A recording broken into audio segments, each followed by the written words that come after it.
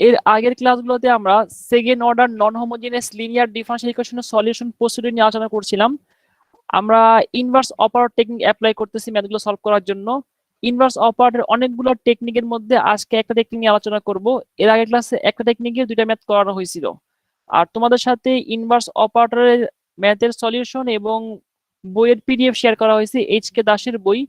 সেই বইয়ের পিডিএফটা থেকে আমরা ম্যাথ করাচ্ছি এবং এখানে কিছু মার্কিং করা আছে কোন ম্যাথগুলো করতে হবে, সেই ম্যাথগুলো করার চেষ্টা করবা।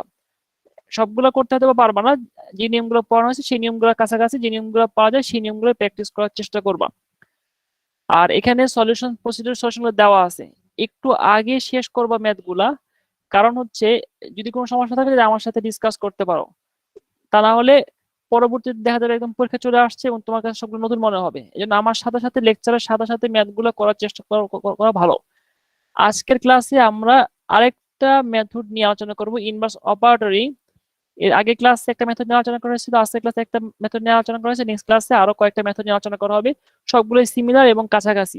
দেখো এখানে লিখে লিখে দেওয়া আছে, যদি কখনো এরকম পাও 1/f(d²), ডি স্কোয়ার কিন্তু থাকতে হবে। যদি এরকম থাকে তাহলে তুমি ডি স্কোয়ার জায়গায় বসাবা -a²। একটু কেয়ারফুলি দেখো, -a²। এখানে কিন্তু ডি স্কোয়ারের জায়গায় যদি এরকম থাকে, আমি তোমার দেখাচ্ছি, একটু এক্সাম্পল দিয়ে দেখাই।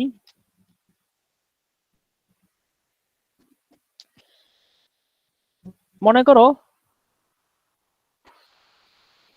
1/d² plus 25d plus 3 sin 2x। তাহলে 1/d² জায়গায় কি বসাবো আমরা?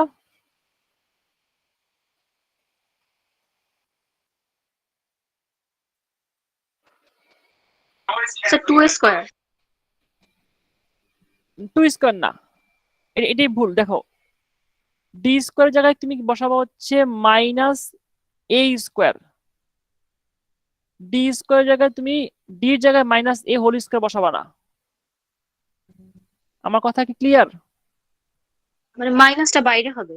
মাইনাসটা বাইরে হবে, মানে ডি কে রিপ্লেস করতেছি -a² দিয়ে না, d² কে রিপ্লেস করতেছি -a² দিয়ে। আমার কথা কি ক্লিয়ার হয়েছে? একটা ব্যাপার আছে, ডি² থাকলে ডি কে যদি আমরা -2 দিয়ে রিপ্লেস করি তাহলে মাইনাস, দেখো এখানে দেখা আছে -2 হবে, সম্পূর্ণ স্কোয়ার হবে, কিন্তু এখানে সেটা আমরা করিনি। আমরা কি করছি, আমরা করছি হচ্ছে -a² দিয়ে রিপ্লেস করেছি।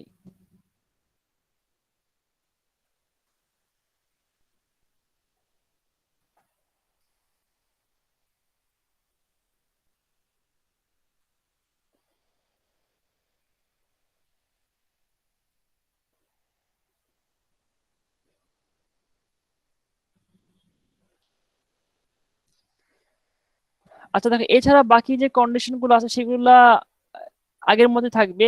যদি 0 হয়ে যায়, মনে করো এখানে যদি d² টার্মটা 0 হয়ে যায়, তাহলে আমরা একবার ডেরিভেটিভ করে নিব, আমরা ডিফারেন্সিয়েট করে নিয়ে তারপরে এই ম্যাথটা করব। আমি বরঞ্চ কয়টা ম্যাথ করাই দেই, তাহলে বুঝতে সুবিধা হবে। স্যার এটা কি অনলি সাইন কজের জন্য? অনলি সায়েন্স কসের জন্য, হ্যাঁ। রাইট সাইডে যে ফাংশনটা আছে তার উপর ডিপেন্ড করে ম্যাথগুলা তার ফর্মুলা চেঞ্জ করতেছে। এর আগে ক্লাসে পড়ানো হয়েছে এক্সপোনেনশিয়াল এক্স ছিল শুধু, আর এখন যদি ইকুয়াল সাইন ডান পাশে সাইন এক্স থাকে তাহলে সেই ম্যাথটা চেঞ্জ হয়ে যাবে। একটা ম্যাথ সলভ করাই তাহলে মনে হয় বুঝতে সুবিধা হবে, দুই তিনটা ম্যাথ করালে।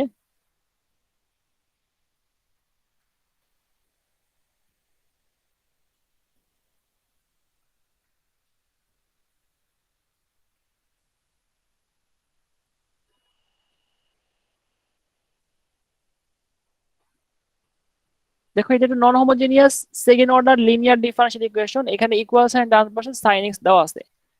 ইকুয়েশন নাম্বার 1 দিলাম। সলিউশন করার জন্য আমাদের দুইটা প্রসিডিউর আছে। এটা অলরেডি অপারেটর ফর্মে আছে, যদি অপারেটর ফর্মে না থাকতো তাহলে আমাদেরকে অপারেটর ফর্মে কনভার্ট করে নিয়ে ম্যাথ করতে হইতো। আর যেহেতু অপারেটর ফর্মে আছে সেটা আমাদের অপারেটর ফর্মে কনভার্ট করার দরকার নাই। আমরা যেটা করব, প্রথমে কমপ্লিমেন্টারি ফাংশন বের করব।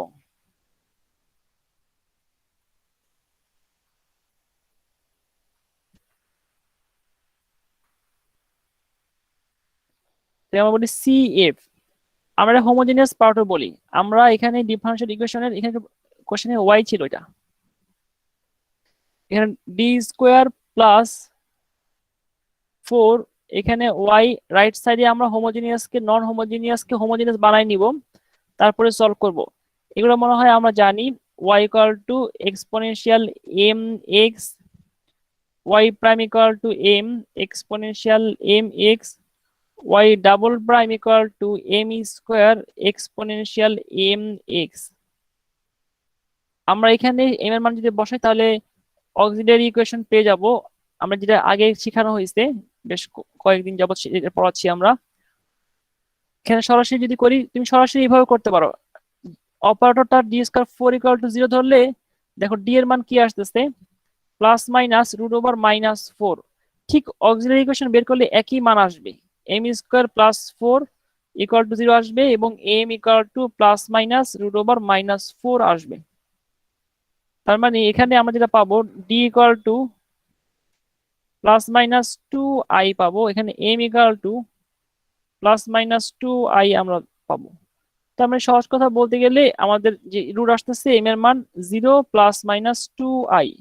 আর তাহলে complementary function y c equal to c one exponential 0x real part cos imaginary part plus c two exponential 0x sine twice x. এটা হচ্ছে আমাদের কমপ্লিমেন্টারি ফাংশন।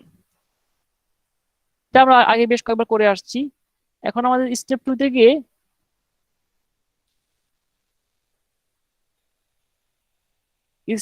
আমরা পার্টিকুলার ইন্টিগ্রাল বের করব।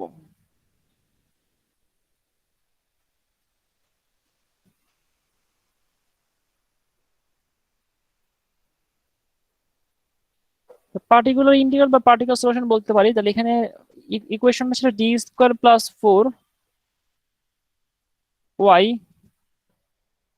Equal to sine thrice x. তাহলে এখানে particular solution y p equal to 1 divided by d square plus 4 sine thrice x. এখানে d square কত বসা বলো তো? Minus 3 square. হ্যাঁ, থ্যাংক ইউ, ঠিক আছে। ভুল ভুল কখন হবে বলো তো? সে অনলি 3 স্কোয়ার দিলে। হ্যাঁ, মানে ডি জায়গায় -3 হোল স্কোয়ার দিলে মানে অনলি 3 স্কোয়ার হয়ে যাবে, সেটা ভুল হবে।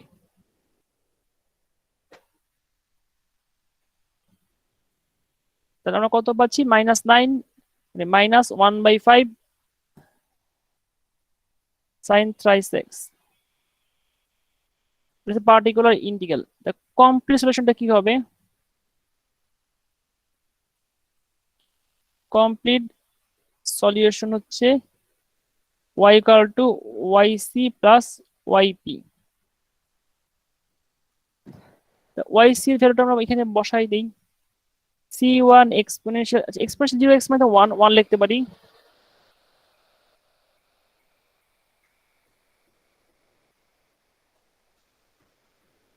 cos 2x plus c2 sin 2x minus 1/5 sin thrice x. এটাই আনসার। সবাই একটু দেখো এই ম্যাথটা, 1 মিনিট দেখো, তারপর কোশ্চেনের আনসার দিচ্ছি।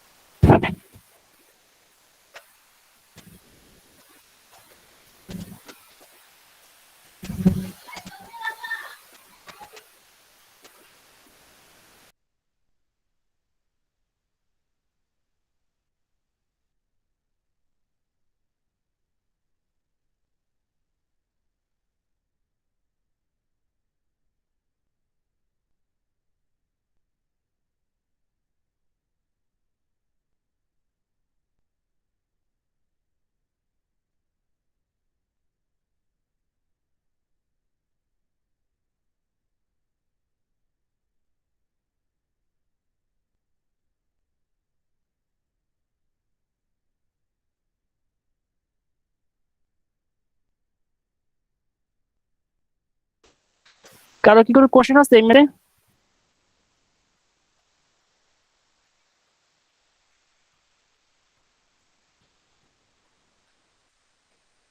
কারো যদি কোশ্চেন থাকে তাহলে আমি পরে ম্যাথটা করাই।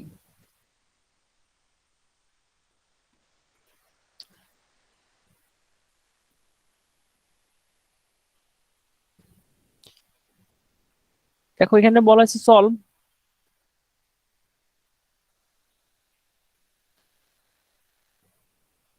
D square plus D plus 1 y equal two cos 2x।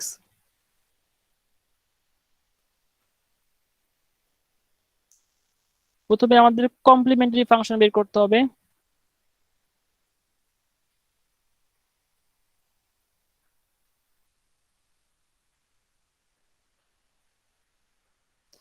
আমরা এই ম্যাথটাকে হোমোজেনিয়াস করে নিব।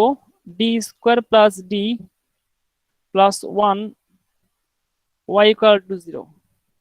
তাহলে এখানে যদি আমরা সলিউশন বের করি তাহলে আমরা y equal to exponential m x consider করে নিব, y prime equal to m exponential m x, y double prime equal to m square exponential m x.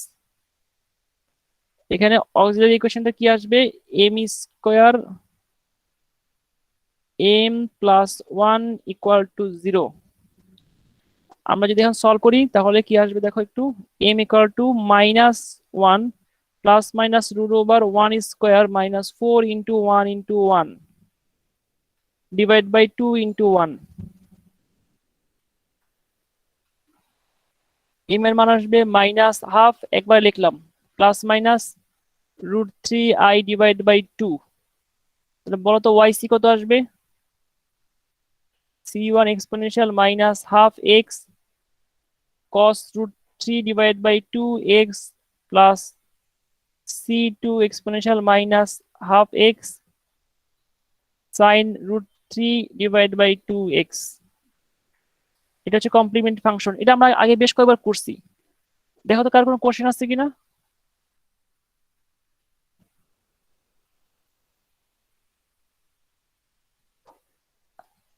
এরপর স্টেপ 2 তে গিয়েছে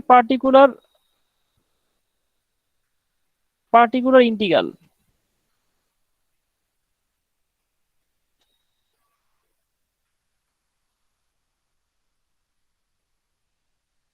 পার্টিকুলার ইন্টিগ্রাল হচ্ছে D square plus D plus 1y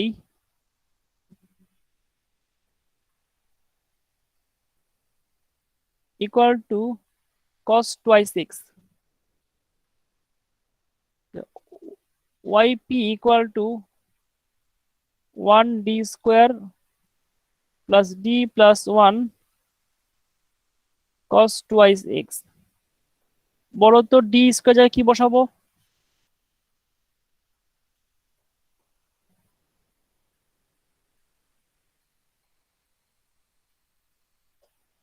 D square জায়গায় কি বসাবো এখানে? Minus 2 square. হ্যাঁ, minus 2 square. D জায়গায় কিছু বসাতে পারবো না, D plus 1 cos twice x যা ছিল তাই থাকবে। তাহলে মাইনাস 4 প্লাস 1, তাহলে আমরা যদি ক্যালকুলেশন করি তাহলে কি পাচ্ছি? 1 by d minus 3 cos twice x। D minus 3 যদি হয় তাহলে আমরা অপারেটরটা শেষ হয় নাই, আমরা ডি প্লাস 3 দিয়ে মাল্টিপ্লাই করব এবং ডি প্লাস 3 দিয়ে ডিভাইড করে দিব।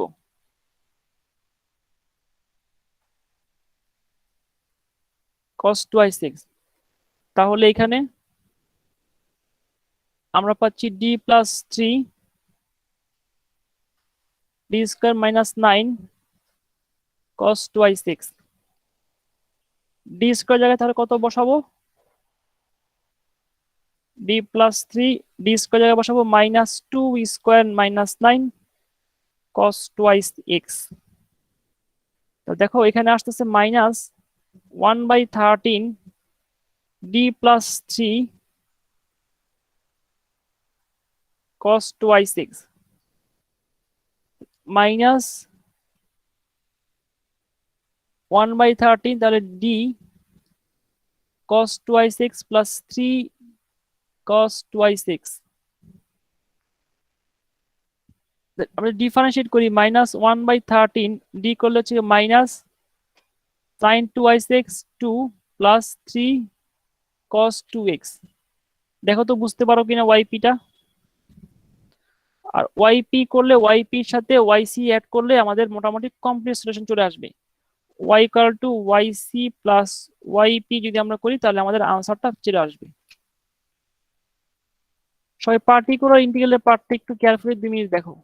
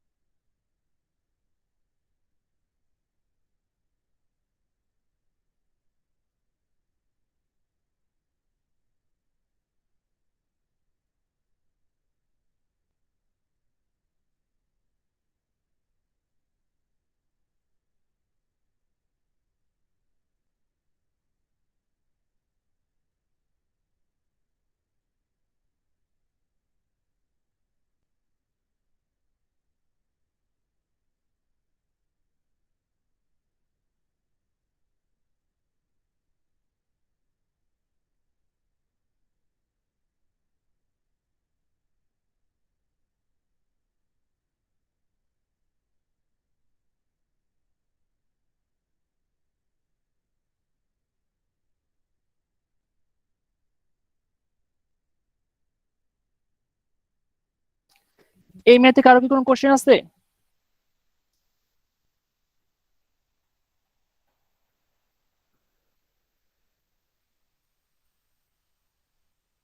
কোশ্চেন না থাকলে তাহলে আরেকটা ম্যাথ সলভ করাই।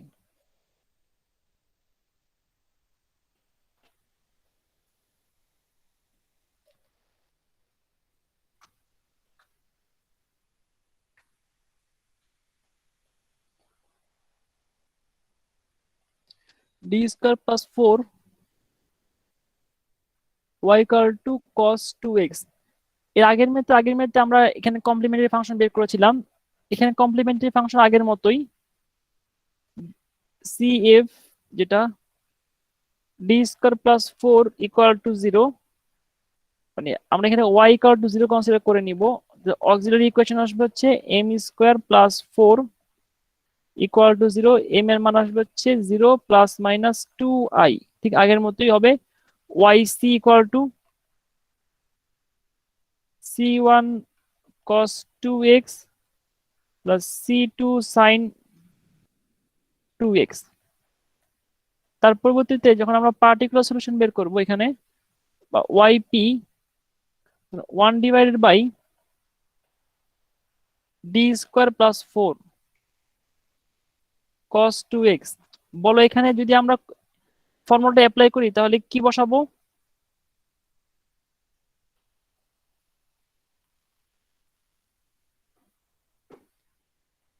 এখানে 1/0 চলে আসতেছে না নিচে? তার মানে আমরা এখানে বসাতে পারবো না। তখন আমরা কি করব? তখন আমরা একবার ডেরিভেটিভ করে নিব। ডেরিভেটিভ যদি করে নেই তাহলে 1/2d+4, ডি স্কোয়ার প্লাস 4 কে একবার ডিফারেন্সিয়েট করে নিলাম cos 2x। এখন আমরা এই ফর্মুলা বসাবো। এখানে 4 না, এখানে 0 হবে, প্লাস 0। তারপরে 1/2 1/d cos 2x। আর 1/d মানে কি? 1/d মানে হচ্ছে ইন্টিগ্রেশন, একবার ইন্টিগ্রেশন cos 2x dx।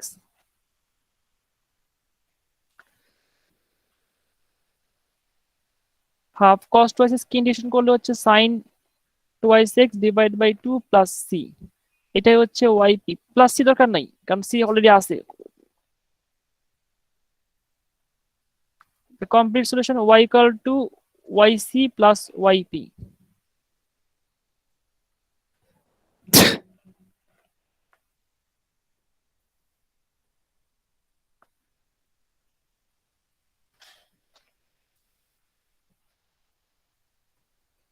সবাই ম্যাথটা 2 মিনিট দেখো, তারপর কোশ্চেন আনসার দিচ্ছি আবার।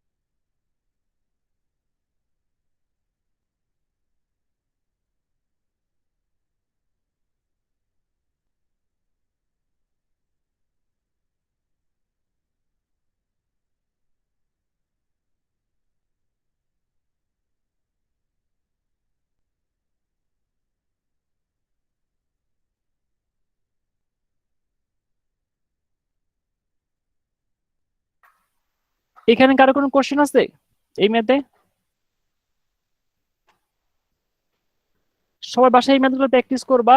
নেক্সট ক্লাসে আমরা আরো একটু নিয়মে ম্যাথ করব এবং ফাইনাল অ্যাসেসমেন্ট নিয়ে কিভাবে ফাইনাল অ্যাসেসমেন্ট নিব সেই বিষয়ে আলোচনা করব।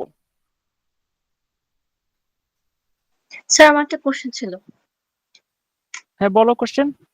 স্যার এই যে পার্টিকুলার ইন্টিগ্রাল করার সময় যদি হচ্ছে 2 to the power x থাকে, এরকম টার্ম থাকলে তখন কিভাবে করব? আসবে, আমি দেখাবো।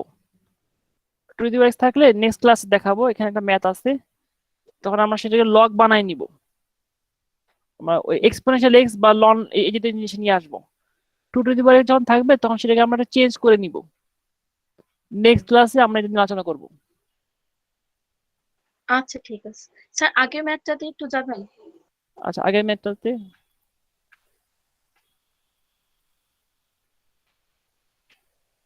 এটা এই ম্যাথ। জি স্যার। স্যার ওখানে এই যে এক্সট্রা একটা টার্ম এনেছেন না স্যার, যে d+3, ওইটা কোন পারপাজে এনেছেন? দেখো এখানে যখন এটা ছিল এই 1/d-3 cos 2i6 এই যখন থাকে তখন আমরা সরাসরি তখন আমরা না তখন সরাসরি আমরা এখানে কিছু বসাতে পারবো না, কারণ ডি স্কোয়ার নাই। এখানে ডি স্কোয়ার থাকা শর্ত ছিল, ডি স্কোয়ারটা নাই। তখন আমরা কিন্তু এই অপারেটর এখানে কাজ করতেছে না। এই জন্য কাজ করতেছে না, তখন d+3 করতেছে, তখন এখানে ডি স্কোয়ার আসতেছে। তখন যে ব্যাপারটা হচ্ছে, নিচের যে অপারেটরটা ছিল সেই নিচের অপারেটরটা ভ্যানিশ হয়ে যাচ্ছে। ভ্যানিশ কিভাবে হচ্ছে, নিচের অপারেটরটা ডি থেকে কনস্ট্যান্টে রূপান্তর হচ্ছে, আর এই অপারেটর উপরে চলে আসতেছে। আর যখন অপারেটর উপরে আসে তখন সেই অপারেটরকে সহজে কাজ করা সহজ হয়। যেমন 1/d যখন থাকে তুমি cos 2x কে সরাসরি x কে ইন্টিগ্রেট করতে পারো, কিন্তু 1/d-1 থাকলে cos 2i6 তুমি সরাসরি ইন্টিগ্রেট করতে পারো না, কারণ এখানে অপারেটরের সাথে -1 আছে। এই জন্য আমরা সেই অপারেটরকে 1/d+1 দিয়ে যদি আমরা করি তাহলে d² - 1 আসে cos x বা 2i6। এখন এখানে আমরা যদি -1 বসাই তাহলে -1/2 d+1 cos 2i6 এরকম আসবে। আমার কথা কি ক্লিয়ার? হ্যাঁ স্যার, তারপরে ওইখানে যে ডিটা আসছে ওই ডিতে তাহলে কি মান বলবে? ডি মানে ডিফারেন্সিয়েশন। ও আচ্ছা, তারপর ওটা কি? ও জি স্যার, বুঝতে পেরেছি। আচ্ছা এর স্যার, ক্লাসে থ্যাংক ইউ। আগের ক্লাসে পড়ানো হয়েছিল না, ডি মানে ddx, হ্যাঁ হ্যাঁ স্যার, হ্যাঁ স্যার। আর স্যার ওই 1/d যে মানে সবসময় যে মান হ্যাঁ। বসিয়ে দিয়েছেন তো, এই জন্য মানে মনে হচ্ছে যে মান বসাই দিব এরকম। আচ্ছা আচ্ছা, বুঝতে পারছি। আর কারো কোনো কোশ্চেন কিন্তু আছে? হ্যাঁ বলো। e⁻³ থাকতো, এক্সপোনেনশিয়াল থাকতো, তখন তো মান বসাই দিতাম। তখন মান বসে দিতাম, হ্যাঁ। ডিফারেন্ট ফর্মুলা, এটা একটা ফর্মুলা ছিল, এটা আরেকটা ফর্মুলা। আচ্ছা স্যার, থ্যাংক ইউ। স্যার হ্যাঁ বলো। আমাদের কি প্রিভিয়াস কোশ্চেন দিয়ে দিবেন ফাইনালে? ফাইনাল তো প্রিভিয়াস এর মতো হচ্ছে না, প্রিভিয়াস কোশ্চেন কিভাবে দিব? প্রিভিয়াস কোশ্চেনের ফরম্যাট এই ফরম্যাট মিলবে না।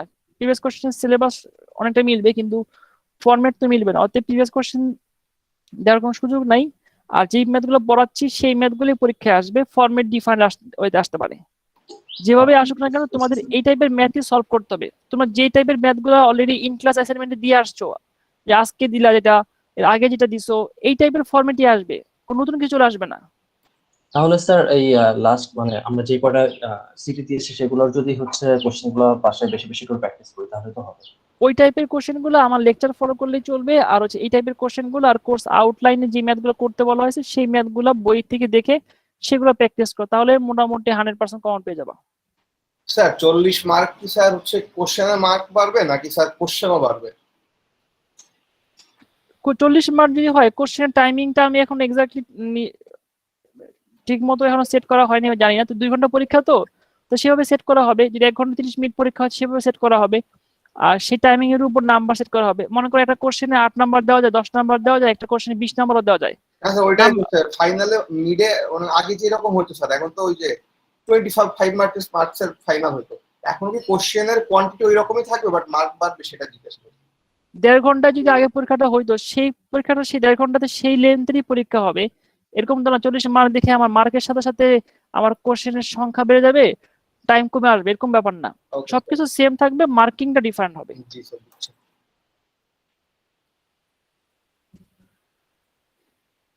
নেক্সট ক্লাসে আমি এই বিষয় নিয়ে আলোচনা করবো। নেক্সট ক্লাসে আমি কিছু পড়াবো। নেক্সট ক্লাসে গুরুত্বপূর্ণ, সবাই নেক্সট ক্লাসটা মিস করবা না।